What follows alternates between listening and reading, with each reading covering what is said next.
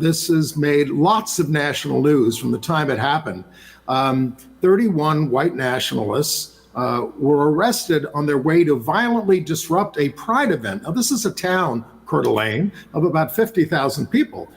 Someone saw them all piling into a U-Haul, dressed like this with masks and, putting on sort of military gear, and tipped off the police, so they were pulled over. They're all from the Patriot Front.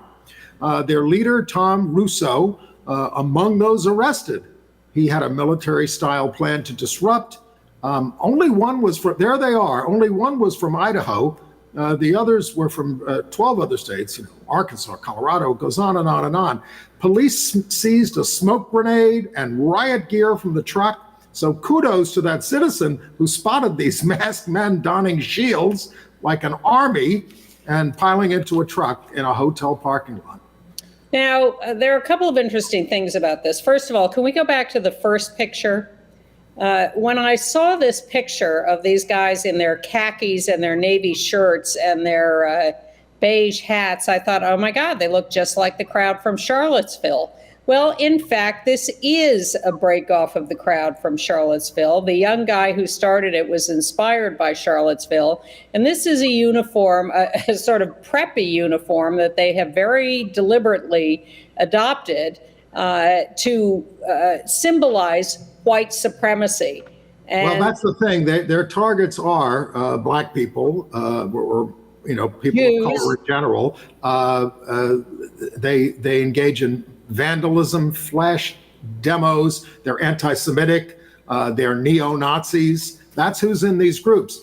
And now they did have a very, very specific plan of how to get together and how to operate in this space in the park at the Pride event, and then disengage and move to another part of town.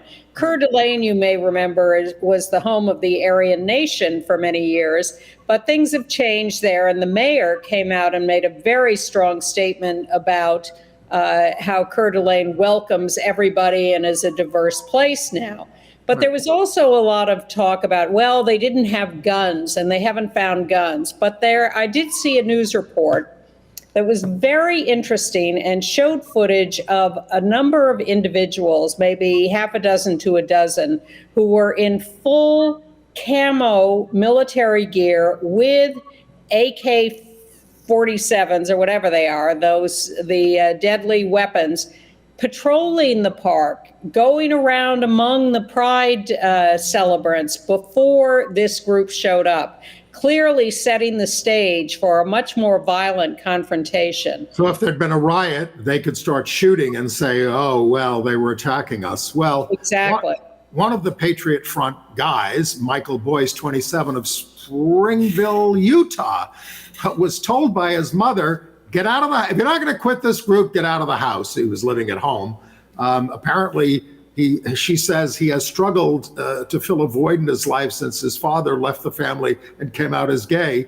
But she hopes by speaking out, it will hurt his standing in the Patriot Front and get him to leave. And then he responds, oh, we were just there because they're grooming kids. So, I mean, do they really believe this stuff? I mean, folks, these groups are grooming you for fascism.